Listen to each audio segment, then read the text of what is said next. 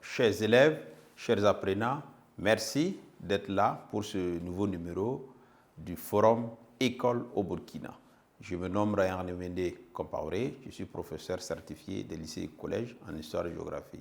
Pour la séance de ce soir, nous allons aborder avec les élèves de la classe de 4e la leçon 3 du chapitre 3 en géographie pour la classe de 4e. C'est la dernière leçon du chapitre 3 qui s'intéresse évidemment à la naissance et à l'évolution de l'Union européenne. Donc, leçon 3, la naissance et l'évolution de l'Union européenne. Donc, voilà le titre de la leçon et je vous invite à rester concentré et surtout à suivre pour pouvoir bien sûr vous retrouver après lorsqu'il s'agit évidemment de parler de l'Union européenne. Donc, je vous invite à rester avec moi.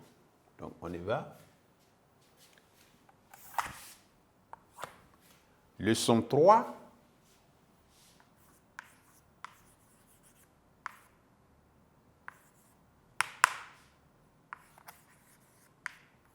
La naissance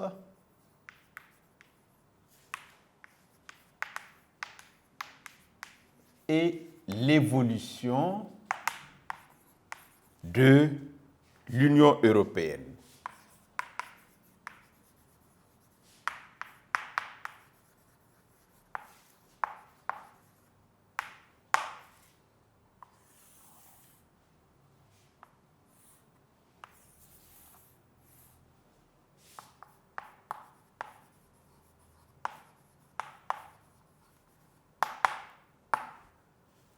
Et pour pouvoir étudier cette leçon, on s'est fixé quelques objectifs dont les principaux sont, par exemple, le premier grand objectif, nous allons étudier la naissance et les objectifs de l'Union européenne. Et dans ce grand objectif, nous verrons en 1 la naissance, en 2 les objectifs de l'Union européenne. Ensuite, nous allons aborder le deuxième objectif principal qui est l'évolution et le fonctionnement de l'Union européenne. On verra en 1 l'évolution et en 2 le fonctionnement de l'Union européenne pour terminer avec évidemment la conclusion. Donc, mais en attendant, nous allons passer par la phase introductive où il faut retenir que c'est évidemment après la Seconde Guerre mondiale que les États européens ont senti la nécessité de réorganiser évidemment l'économie de l'Europe ruinée par la guerre. Et l'une des options, c'était de se mettre évidemment ensemble à travers des organismes économiques pour pouvoir relancer l'activité économique ruinée par la Seconde Guerre mondiale. Donc c'est ce qu'il faut déjà retenir. Et c'est l'évolution évidemment de leur organisme économique qui va aboutir à l'Union européenne que nous connaissons aujourd'hui. Et nous ne sommes pas encore là, nous avons planté le décor et nous y reviendrons incessamment. Donc au niveau de l'introduction, on retient que après la guerre,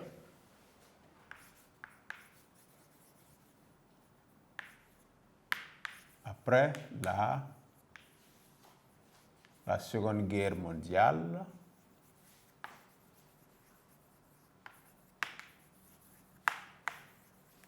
les pays européens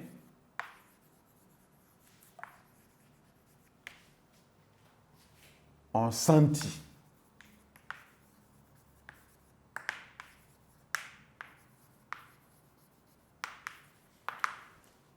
la nécessité de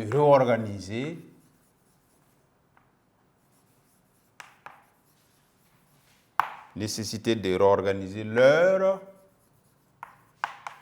leurs économies.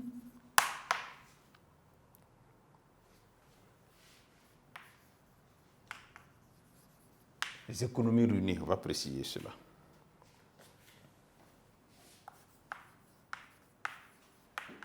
Par la guerre. C'est dans cette logique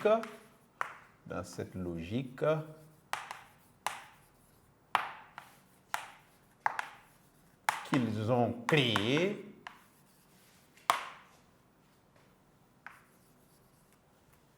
des organismes économiques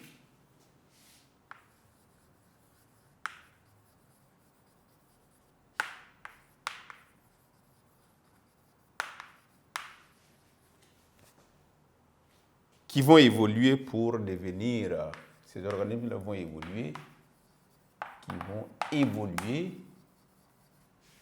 pour devenir l'Union européenne.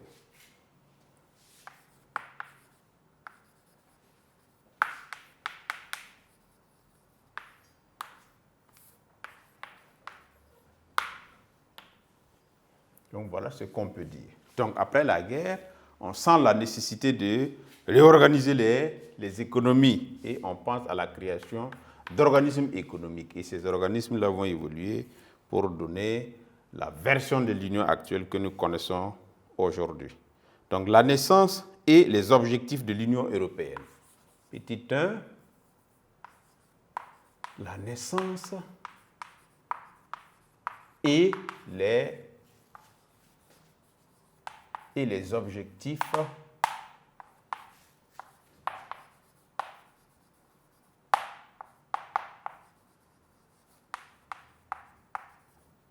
de l'Union européenne.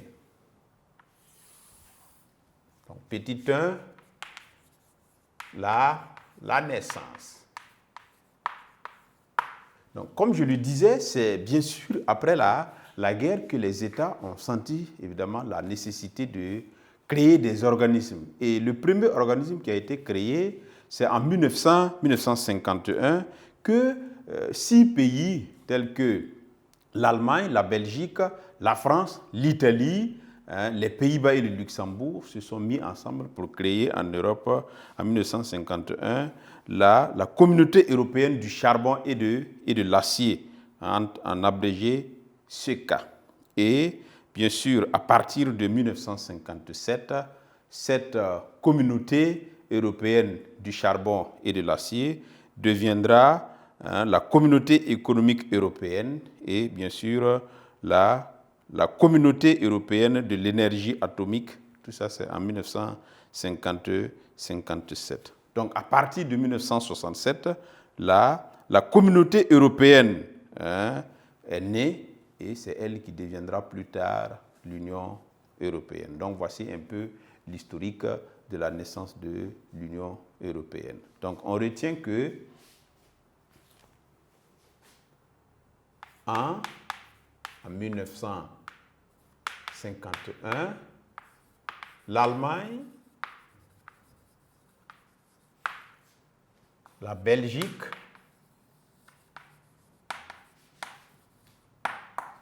la France,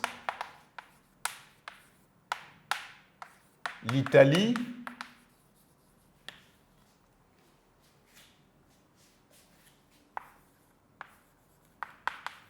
le Luxembourg, et les Pays-Bas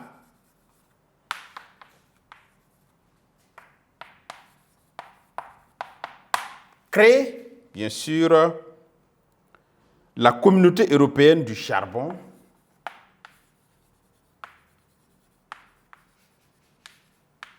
la communauté européenne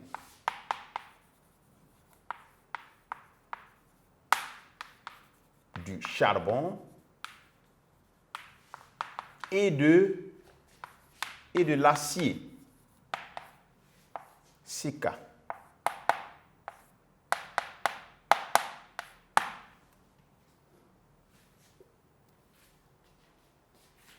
Donc, en 1957,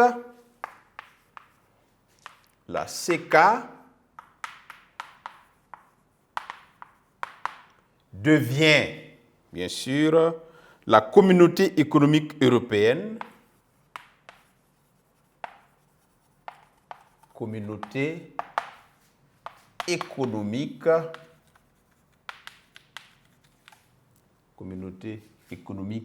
européenne,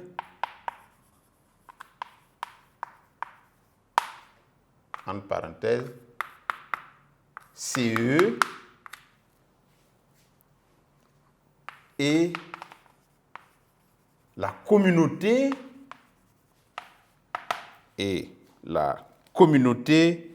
européenne de l'énergie atomique. Communauté européenne de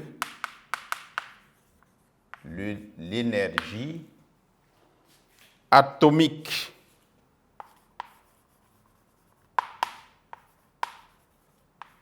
Entre parenthèses, CEA, bien sûr, ou Euratom. Ça s'appelle aussi Euratom. Euratom.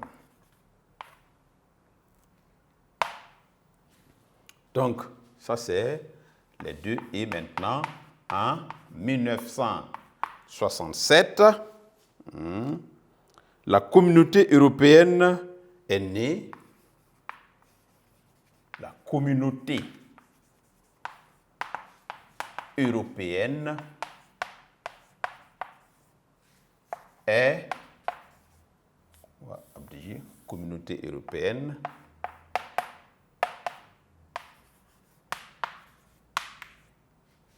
est née et deviendra plus tard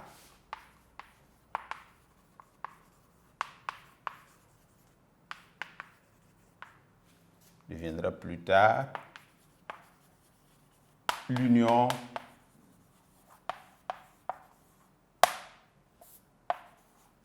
européenne. Donc voilà un peu comment l'Union européenne est née. Donc on va récapituler avant de poursuivre.